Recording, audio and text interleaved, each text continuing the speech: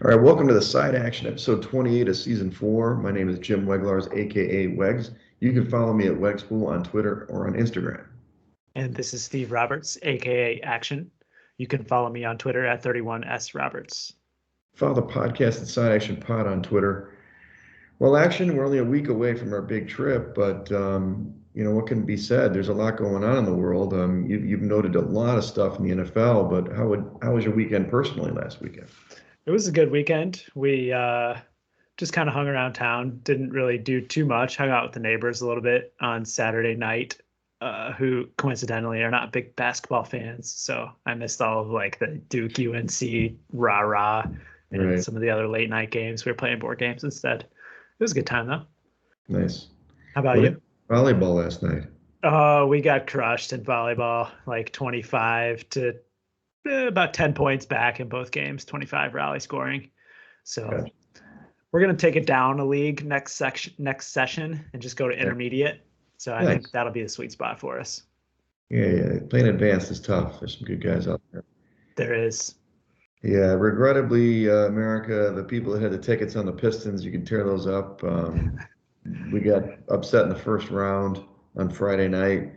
It's pretty rough game actually. Actually, we were getting crushed most of the game, and this team wasn't that good. We just played it really badly, but the last 4 minutes we did what we do. Furious close, played amazing for 4 minutes, but it was too little, too late. We're down 13 with 4 minutes to go, and cut it to three. Even stole the ball with about 5 seconds, and then missed a three.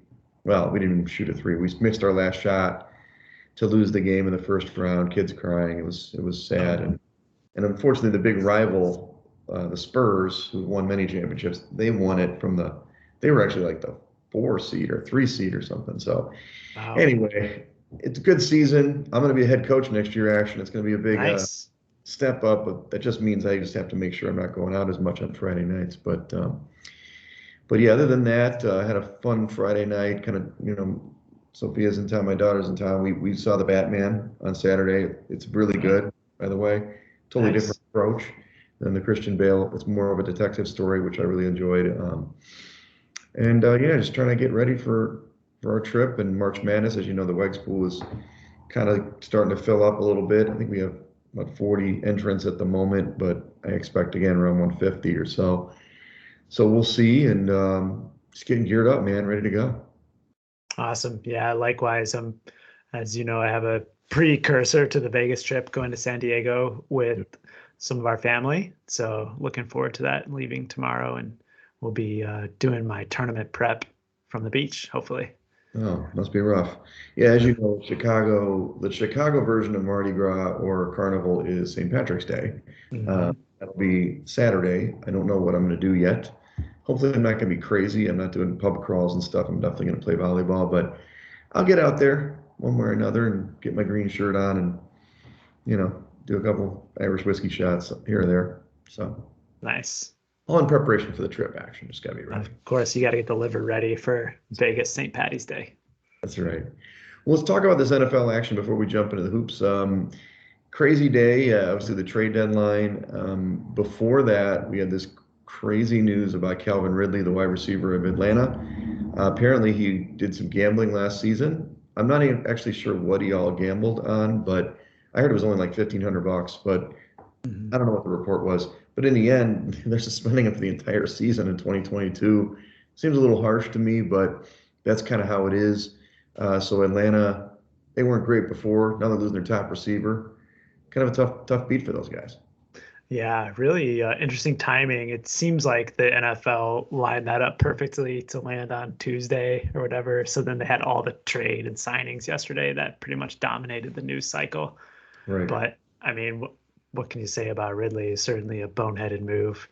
The one funny tweet I saw was that he bet $1,500 and he lost 11 million, which is the worst odds in sports gambling history because he forfeits his $11 million salary in 2022. So he bet 1,500 and lost 11 million. Yes, that's definitely about as bad of odds as you can have. So definitely not worth that $1,500 bet that he was. Whatever. He parlayed that into $11 million loss. Wow. That's rough. Yeah. That's rough. Indeed. A couple of the other big news, all the quarterback movement, and we knew this was going to happen at least at some level. But your guy, I like this danger, Russ. You've got Russ. Russell Wilson goes to the Broncos. I know my dad, who's a Broncos fan now. Let's not talk about it. He was really salty because he thought Aaron Rodgers was going there. Oh He's like, yeah. this is too big of a price, and blah blah blah. I'm like, they gave up two ones, couple fours, a five, three players, all for Russell Wilson. I mean, and now they're still like the third best team in the division. I don't understand what they're doing. I'm not saying that he can't make it happen because I think he's a really good player, but for Russ, he's probably getting paid good money, so it doesn't matter. But it's not necessarily going to vault them to the Super Bowl. Yeah. Yeah. My first reaction was way overpaid for Russ. I think it was two ones and two twos plus those three players. Hmm. And not to mention, from Russ's perspective, now he's going into what is the most difficult division in the league to play Sure. in the AFC West. Just didn't really make a ton of sense. I would have thought he would be much more favorable to landing spots like in the AFC South, for example, or the NFC East would have been much better landing spots. Yeah, maybe you could have waited a day because you've got news. We'll jump to that right away since the Colts apparently hot off the presses traded Wentz today to the Commanders, Washington. That would have been a good landing spot for Russell, right? I Yeah, mean, for sure. be an immediate because in that division, of course, you have the Titans, but the other two teams are pretty bad. It makes no sense to me, but that's how it goes. What do you think about that trade for your Colts? I think it's wonderful. It was pretty clear that Frank Reich didn't really believe in him after the one season. We certainly gave up a lot to get him last year, and I think the obligation for the contract was the biggest piece of that. And I read just briefly before we jumped on that Washington had agreed to take on the full remainder portion of the contract. So the Colts have to be really thanking their stars that they were able to get from out under that contract. What did they get back, incidentally? Do you know? I read it was just a handful of picks, nothing like the Seahawks got for Russell Wilson. Right. But I mean, a couple of picks, I think second, third rounders, a few in that range, certainly a good return. And now we'll just have to try to find a quarterback in the draft or through free agency. Right, right. We'll see. And then the last one is Aaron Rodgers is staying, with the Packers. He resigns. That isn't surprising to me. I mean, Rodgers, regardless of what was going on with off the field, everybody talking crap about the guy. You might as well stay in the division you're going to win. There's nobody Yeah. else who can beat him in the division, and the NFC is markedly worse, I think, than the AFC anyway. So it's much easier path to the Super Bowl, especially at his age and in the career. So if he would have gone to the Broncos, he's makes them good, but he's got two stud, obviously quarterbacks in the AFC West, and so anyway, not surprising to me. This isn't that big a news to me. Yeah. I also read that the Packers are going to franchise tag Devontae Adams. So I'm sure that was a big factor in the Aaron Rodgers signing too. He was like, I'm only staying if you're keeping Adams. Yeah, and I mean it does tie up all that money in those two players, but they got about another year maybe of trying to do this, under the current format and see what happens. So, we'll see. Maybe they'll make it to another NFC title game and lose. Anyway, let's Probably. get to the college hoops now action. Let's review the action index before we jump into it. As for people that are hopefully big hoops fans or just new to hoops with us this year, this is a huge conference tournament week. That's all we're really going to talk about this week. There's no real anything else to talk about. Selection Sunday is Sunday coming up, so it's not like we have a lot of the matchups slated yet. But it's good to identify teams now and watch them. I mean, your top team is still Gonzaga, who won last night, the WCC again. But talk me through the action index. It looks similar to last week, but maybe there's little changes. Yeah, I mean, the one team that jumps out at me in this top 10 is the Houston Cougars. I Mm, know that you and I traded a couple of tweets over the weekend about how they just don't look like the same team that they did early in the season. And mm, I did a little reading, and I should have known this, but a few of their top players have been out since early January. And so yeah, I Marcus think Sass. some of the numbers that you see here don't really reflect what their team is today. Right. They still rebound the ball, and it shows that's a big thing in the action index. But they can't beat Memphis. And we'll talk Mhm. about them in a minute. I mean, I actually like them as a sleeper team. I'm assuming they're going to make the NCAA tournament. We'll see. but they're a team that has won 10 out of 11 games after they got Yeah. rid of one of their top players. So I don't even know if they can win their own conference tournament. They won the regular season, but they lost twice to Memphis. I mean, I do see Texas Tech sliding a little bit. You see UCLA bumping up, but the difference between Gonzaga and Arizona is so big in your index. It's like kind of crazy. But we'll see if that translates when, like we talked about before, with strength of schedule when they come to the big dance. Yeah, and I watched the game last night. They let St. Mary's hang around again. I think it Yeah, was a 3 or 4 point game with just 5 minutes left. So that's going to come back to bite them in the tournament. And I'll still go on record as saying I don't think they're going to win it again this year. I know you're going to lay that price, whatever it is, when we get out Yeah. there. Well, let's talk about our results because finally we had a good week action. My number said we went 5-2. I think that's right. It doesn't bring our season total up for where we need it to be, but this is where we want to get hot at the right time. So obviously Ohio State did come through against Michigan State. That wasn't a huge surprise. Arkansas, this was an interesting game. They were actually down kind of big in the game. I told a coworker of mine, hopefully he's listening now, out of New Jersey. He just kind of found out I'm, doing the podcast, and all of a sudden he's all in. He's listening. He's texting me a bunch of questions on Saturday as I'm like doing stuff. And he was on Arkansas with me, and they were Nice. down by like 15, but they closed the game really strong. They got it to within, I think they got it to 2. They lost by 4, and the closing number was like 7, 6 or 7. So they covered again, but they did lose finally. We liked Kansas. They did cover at home against Texas, and we called it. I mean, I was a little bit not as gung ho as you were, but North Carolina. I mean, they not only covered the 12, they went in and kind of smashed the Dukies, especially in the second half. They were down at halftime, and they just destroyed them in the second half. We talked that Carolina has been playing better. What do you think that? What is this more a measure of Carolina, or you just think it was the moment with Duke? That's a great question. I didn't get to watch it obviously, and I haven't gone back to the highlights, but I think it's probably more so just a moment with Duke. However, it's not a team that I'm interested in backing as we get into the tournament structure here. It's 27th in defense is okay. Their top five offense certainly could carry them, but I just don't. I think it comes down to coaching. Coach Yes. K has shown for years that he does not have the ability to put his players in a position to win. He just sends them out there and lets them play hero ball. Yeah, I would say the last 5, 6 years, that's how it's been. Coach Hay, I'm not saying he's mailing it in, but he doesn't have the same tactical advantage he did when he was younger in his career. Hmm. So I agree with you. Right, I'm not backing Duke 100%, but I was more talking North Carolina. Do you like North Carolina? Because they're playing right now, even though it's a weak ACC. No, I don't. I don't have interest in North Carolina. I think they'll probably sneak in the tournament now with that win and a decent performance this week in Brooklyn. But it's just not a team that has the offense to win games in the tournament. I'm happy to fade them on Thursday or Friday. Right. The two games we didn't do well on was first UCLA. They beat USC, so they got their revenge, but they only won by 7. The game closed at +8, so USC covered had the +8, but they still played well in the game. And UCLA, certainly, your guy Johnny Juzang is back. He was injured for a little bit. Hmm.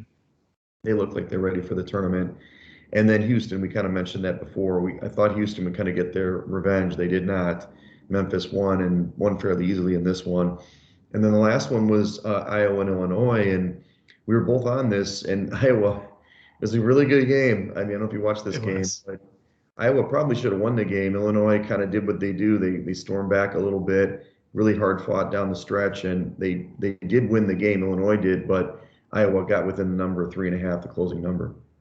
Yeah, that game was awesome. I was certainly parked on the couch for it. And the Indiana fan inside me was cheering for Iowa to pull out the victory because then Wisconsin would have had the 1 seed and Indiana could have had a pretty easier path and a third shot at Wisconsin. So it was tough to see the Hawkeyes go down, notwithstanding a small money line ticket, too. Right, right. Well, let's get into some of the smaller conferences. We'll kind of go quickly and then we'll jump into the big conferences. I know Action wants that stuff, but some of the teams I just kind of noted here, especially at the top, the AM East, the American East is it's a conference that isn't super strong, but Vermont is actually a pretty good basketball team.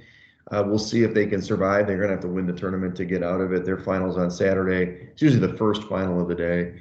And, I don't know if they're going to end up playing, UMBC again or something. That's usually what the final is. But it's a team that may be decent in the tournament. I'd like to check out that game if you probably haven't seen them play this year. No, I haven't watched much of the American East. I know that Vermont is usually a good team, but do you figure they're going to be like 15, 16 seed line this time Yeah, around? something like that. Maybe even a 14. But it may give somebody who's trailing, so at least for a covering number.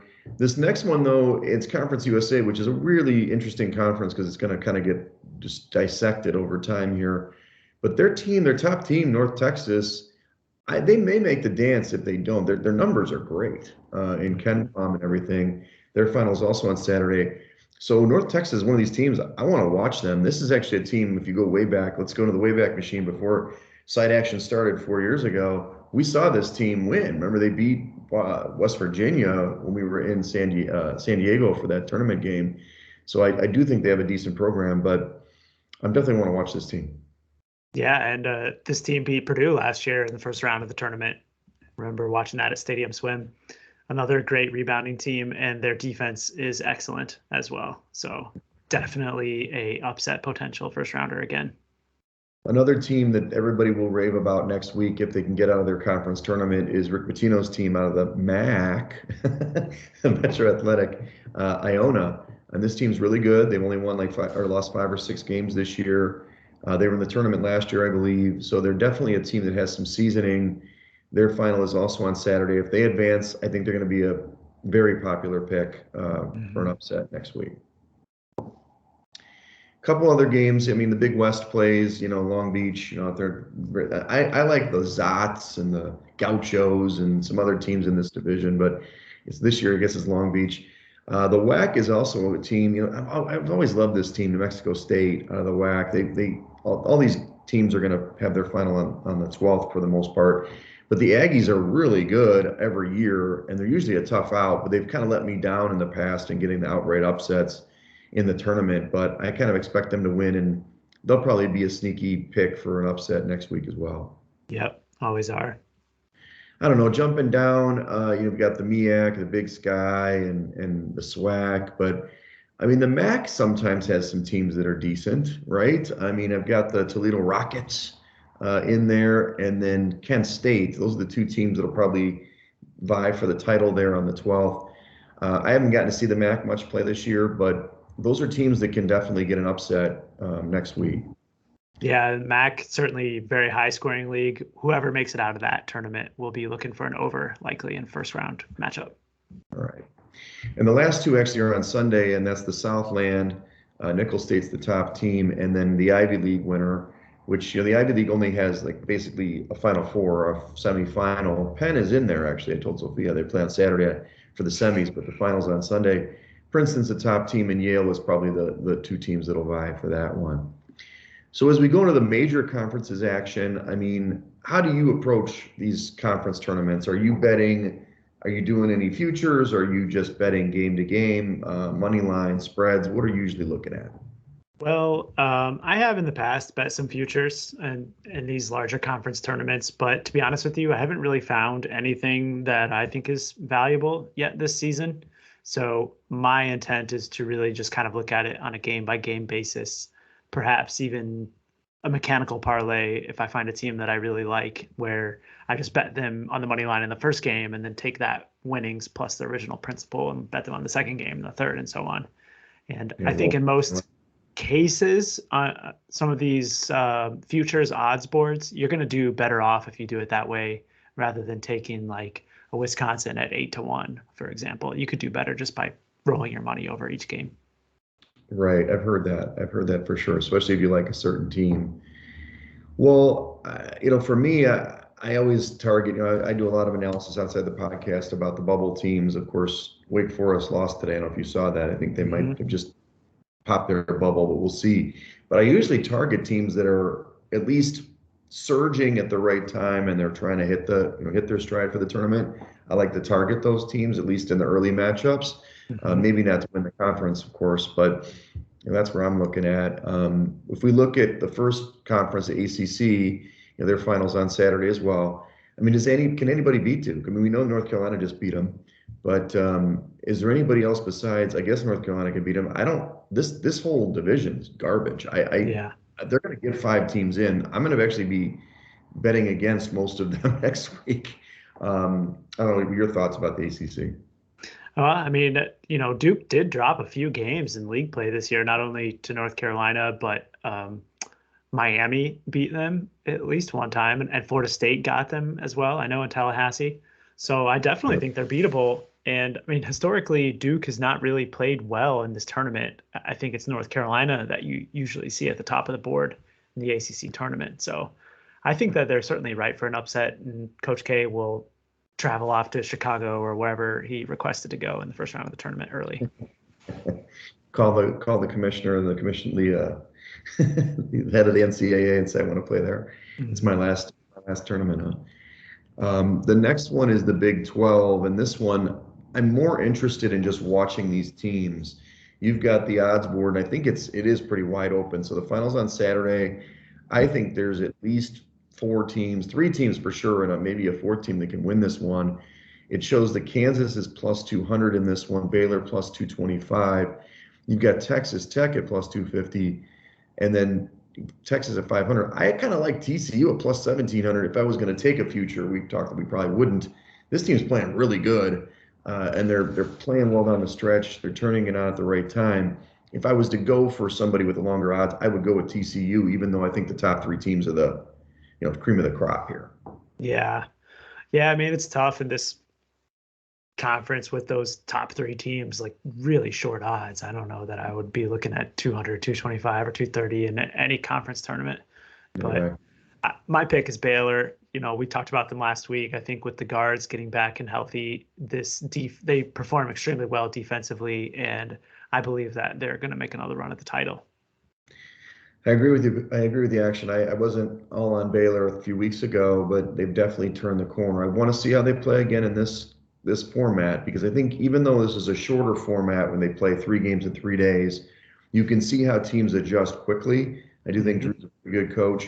I think he's a better coach than Bill Self, actually. So I think in a shorter format, he does well. I am really interested to see how Texas Tech plays in this tournament, because I do like to back them. I know you've got the future on the big future for the title, but I want to see, because if they're seated at like the 4 line, they could be one of those first 1 seed upsets at some point if they get faced off against a weaker 1 seed. All right, I know I'm promoting the Mountain West a lot this year, Action, but they have a really good group of teams this year, and they're kind of fun to watch because there's different styles, and most of the games are really competitive. So the Mountain West also plays their final on Saturday, the 12th. But before that, you're going to get some matchups with, my Colorado State Rams, the Aztecs, who are playing great basketball. I don't know if you've been noticing. Boise State's really good, and then a team that has to keep winning to get in is Wyoming. Not to mention, this is for our proxy, who probably isn't listening right now, UNLV has beaten all of these teams, or most of these teams, at least once. So, first of all, are you going to watch this conference, and do you like any team in particular in this grouping? Yeah, I like UNLV. This is another team that has been hot lately. I think they've won 10 out of 11 games, and I think that they are primed to make a run in this conference tournament. And although I won't be betting them on the futures ticket, this is a team that I targeted to bet on the money line game over game. Right. And I love my Rams. I love, Roddy's my guy. David Roddy's should be player of the year in this, although it's very tight in this grouping. But San Diego State, man, this team is playing what they always do. Their defense is incredible, number 1 in the nation. They finally get some scoring, and when you see them play game over game, it's kind of the same script. It's just bump and grind. But the teams that are better than them, like CSU in the standings, CSU doesn't play defense. And if you shut down that offense, it's a rough go. So I'm not sure about UNLV there. I think UNLV can score pretty well, but I like the Aztecs here for sure, and in the tournament. All right, so I know you don't like talking about this, but the Pac-12, they've got a couple of teams that are decent. Their finals also on Saturday. Arizona's such a good team, and I haven't got to watch them but like twice all year. So I need to watch this tournament a little bit. UCLA is going to be there, and USC, of course, is okay. besides those three teams, I mean, there's nobody else that we're thinking could make a run. I mean, Oregon's got to make a run to make the tournament, but I don't think they're going to do it. Mhm. Yeah, I agree. It has to be one of those top three in this tournament. I would probably lean to Arizona, though. Mm. I think they're going to be hard to beat when it gets down to the tournament format here. Right, right, agreed. And then the Big East, also on Saturday, the 12th is the final. We're betting against Providence, right? Action, is that what we're doing? We're lining up. I don't know who they play first, but at least covering numbers, this team wins a lot of close games. Maybe not money lines, but at some point they're going to stub their toe, especially they keep playing with fire every game, game in and game out. They're still number one in luck. So I'm lining up against Providence, especially against the number. Yeah, I think if they're laying points in most games, you could be doing pretty wise to take them against them because they tend to be in a close game or overtime, like almost Yep. every time out, it seems like. Every So I'm with you. I think that's the play here. And really, I think it's Villanova's tournament to lose here. Yeah, and I will say a team that's going the wrong direction in this conference is Xavier. I don't know if they're even going to make the field because they just keep losing. They had some big wins early, so everybody loves them, but I mean, they just keep losing. They're not covering numbers in my tracking. Seton Hall's like the opposite of that. They're playing really good basketball. So look at those teams if you're going to target some other teams besides the top. Well, let's talk Yeah. about the And SEC. Go ahead. oh, I was just going to say I flipped the game off, but Xavier was losing to Butler before we jumped on the podcast here. So There you go. You're welcome. You're welcome, America. They probably yeah, won't advance also. it's over. Butler won in overtime. There you go. So Xavier shouldn't make the field. If they do make the field, bet against them. Well, let's talk about the other really good grouping here is in the SEC. This is must watch TV. This is, I believe, between like we talked about Arizona, the Big 12, Gonzaga, and then the SEC. I do believe those are the. Sorry, actually, I know you want Purdue to win it, but I think the title is going to come from those four groupings there. The SEC's got some stacked teams in Kentucky, Auburn, Tennessee. You're listing Kentucky as is it plus 150 to win the title in the SEC, Auburn plus 200, Tennessee plus 350, and Arkansas plus 700. I love those guys. But even LSU's playing good at plus 1300 and they're healthier. I would fade Alabama. Besides the future, I mean, futures, which teams are you targeting here? I know we've talked about Tennessee a lot and Arkansas lately. Yeah, I think the bracket's set up such that it's Auburn and Arkansas on one side, and Tennessee and Kentucky.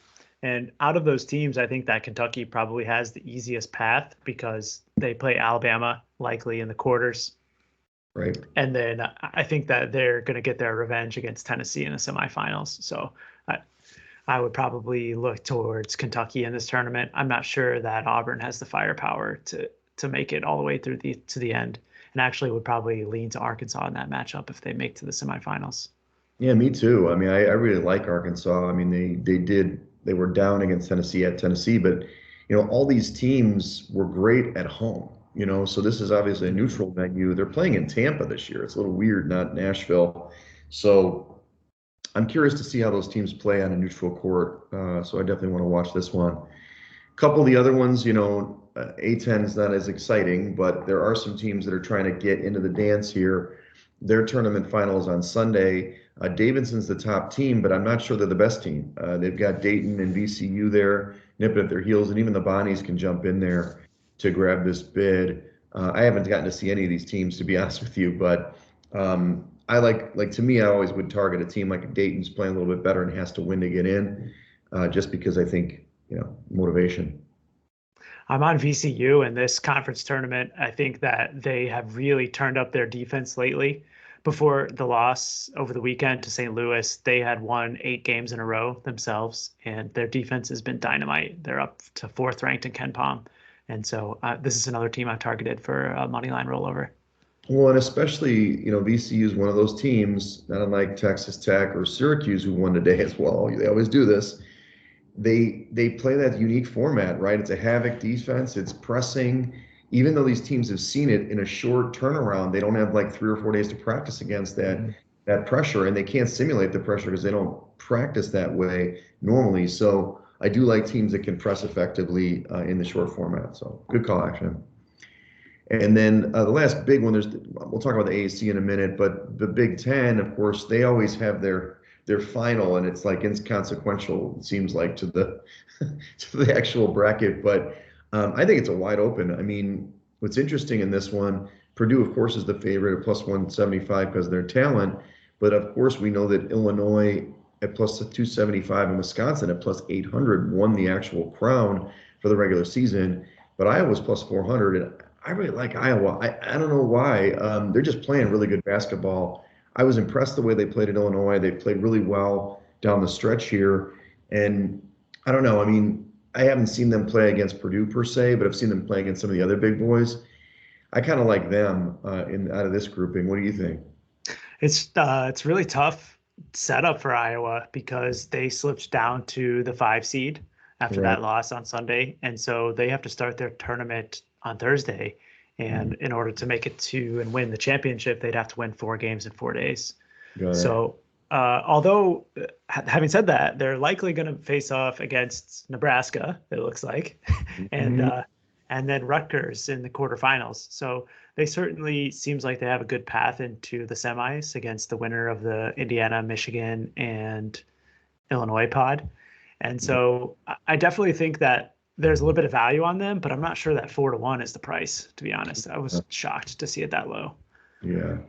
So about Indiana, they did draw, you said Michigan, right? Right off Hmm. the bat. I mean, they pretty much have to win that game to get in, right? I mean, I they're think not so. in if they lose. Michigan, I think, has kind of secured their spot there, but Juwan Howard is coming back for this. Do you think that the Wolverines get a bump with his return or what? I'm not sure that Juwan Howard is going to make much of a difference. I actually think it's probably a negative because they Mhm. had been playing so well with Martelli on the bench, and now they're going to revert back to Howard, and I expect that is just going to be a distraction for them. So I Right. haven't looked at the odds yet, but I had kind of lined up a bet on Indiana as an underdog there. I think that they have the inside presence to match up with Michigan, and it's certainly a must win for them. Gotcha. And then I was interested to see, I almost thought, like you, to your point, that the Iowa and Wisconsin odds should have been reversed, right? Hmm. It should Hmm. Wisconsin at plus 400 and Iowa at plus 800. But I mean, apparently the odds makers believe, as you do, that Wisconsin's a little bit of a pretender despite Johnny Davis being the guy. Well, that and Johnny Davis has a little bit of questionability in terms of his health. He got delivered a knockout punch on Sunday and didn't return to the game against Nebraska. And although I initially thought it was a concussion, I read later that he was in a walking boot. So Hmm.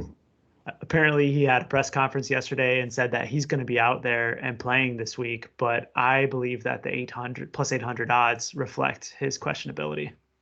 There you go. Well, it's going to be important for both seeding and then the matchup next week because he's essential. I mean, if he's not healthy, it's a Mhm. big difference.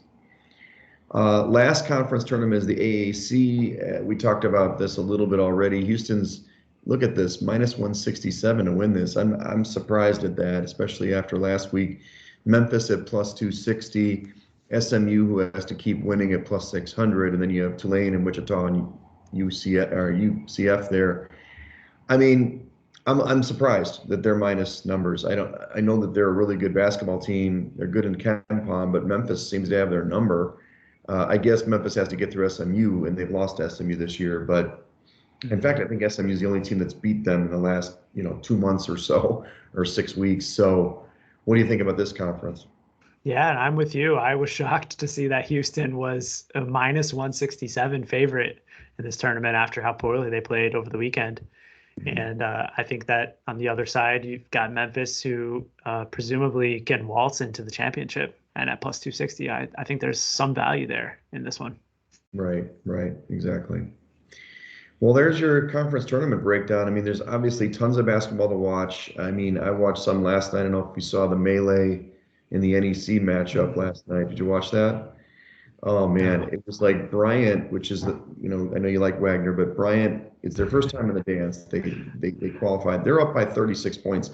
Now in that small conference tournament, they hosted it. So it's basically, I don't know, 80% Bryant fans and like the small parents section for Wagner. They're getting housed. All of a sudden, there's a melee in the stands, players involved, punches being thrown. They had to delay the game 30 minutes or so. before they could complete it. And then they actually asked once they'd won, they asked the Wagner fans and players to get off the floor, and then they did the awarding the ceremony. So it was kind of a crazy game. But yeah, there were some awesome games already. Buzzer beater, in the SoCon the other night. That was great. And so it's just been already fun if you're watching some games. Yeah, definitely an awesome week. I've heard a lot of folks that say that this week actually is better than next week, just because there's so many more games that are on and games that you can bet on. So certainly must-watch TV. Absolutely. Well, let's talk about the NHL angle. It did hit. So Dempsey, our guy who's going out to Vegas with us, and he's already getting fired up for Stadium Swim. He shot us a text today. He hit it again. The Blackhawks lost to the Flyers yet again. Let's make it 17 straight, going back to 96 now. So maybe we'll reach another. I guess they won't play them in Philly next year. I'm not sure how the schedule works, but so winner on the NHL angle. Yeah, I followed the Dempsey bet too, and I was certainly sweating there in the third period. The Blackhawks went up twice, and then Yeah. Philly answered both occasions and came down to the wire, and they closed out the victory. There you go. There you go. Well, he knows. He knows his stuff. All right, we're going to jump into golf now. I know a little bit of a bitter topic for Action. He's been riding the golf wave, and now he's swearing off the Players Championship. But why don't you tell us what happened at the Arnold Palmer Invitational? Yeah, tough week for me in the matchups, and the overall betting didn't really turn out any profit. In fact, it was the opposite. Mm. Scotty Scheffler, another fantastic performance from him. The course was extremely difficult on both Saturday and Sunday, and he came out on top against some pretty formidable competition down the stretch. And now it seems like he's really hitting his stride. It's the second tournament he's won now in the last couple of weeks. Gotcha. It looks like you didn't hit on your matchup, so it's okay. You're gonna take a week off. You're gonna have a vacation, San Diego, get a little sun before you go to Vegas, and then you're gonna hit it big when you get out there. That's what happens. Sounds good. I'll sign up for that. So yeah, we're a week away, everybody. Action will actually be there on Tuesday. I'll be there on Wednesday, the 16th, and we'll meet up at some point. We're gonna do I don't know how we'll do the broadcast, but we're gonna do our broadcast from Vegas next week. Hopefully, we'll find a venue and figure it out. So that'll be exciting. And then obviously Thursday the 17th, where the opening round is, we're gonna go to Stadium Swim. We lost the day bet every America because people just they failed me. That's all I'm gonna say. They failed me. But we're gonna be there bright and early. We're gonna be there at 8 a.m. Scoping out our spot and getting our suntan lotion on so we don't get sunburned like sometimes I've done before. But yeah, man, I'm looking forward to it, bro. The countdown is on. I'm ready to roll and ready to put down some wagers. That's right. Yeah, we'll get some sun on Thursday morning, drink some green beer, I hope, by the pool. And I share with my family, I'll share with the listeners here. My plan at this point is just to line up and bet against every single Big Ten team on Thursday and Friday. Not sure if it's going to be the money line or the spread, but 8-9 games, I figure that I'm surely going to come out on top given the poor performance of the league lately. Wow, look at this. The former Big Ten homer is just lining up, man. Good for you. Down. Good for you. You know what's down? I'm doing that against the ACC. I mean, Yeah. five, besides maybe if Duke gets a cream puff because they're a one seed, okay, maybe not. But the other 3 or 4 teams in the ACC, I'll line up against them for sure. There's a couple teams that, you can just see the trend is not going well for them, even in the other conferences we like. Mm-hmm. So, yeah, hopefully we'll see the edge. I mean, we know that the people that make the lines are smart. So, and a lot of times it's Ken Palm. So I wish Ken Palm was not we weren't the only one using it. I wish we were the only one using it, but unfortunately, the odds makers use it too. So that's great. Yeah, but anyway. I was remiss. I completely forgot we skipped over the Big Ten tournament. Nebraska has been balling lately. And I'm watching them here in the home office, and they're up by 10 in the second half over Northwestern. So those Iowa Hawkeyes better look out tomorrow, and anyone else who might be in their way leading to the championship. What did it take? That scandal or something with Hoiberg, right? I mean, it wasn't him, but it was a scandal with the women's coach or something. Oh, I didn't hear about this. You hear about this? Some hot chick player, women player, was like messing around with the coach or something. He got fired or something like Huh. that a couple Wow. weeks ago. And then now Hoiberg, was on the hot seat. Obviously, he was going to get fired at some point because they were stinking. All of a sudden, bam, they flipped the switch. They're playing good basketball, but I don't think they can make the dance. They're going to have to win it all to get in there. You never know. Crazier things have happened. That's true. That's true. All right, everybody. Well, it's, enjoy the weekend. Should be very fun. We'll check in with you next week. Follow us at Side Action Pod on Twitter. Follow me at Wegspool on Twitter and on Instagram. And follow me on Twitter at 31S Roberts. All right, let's do this.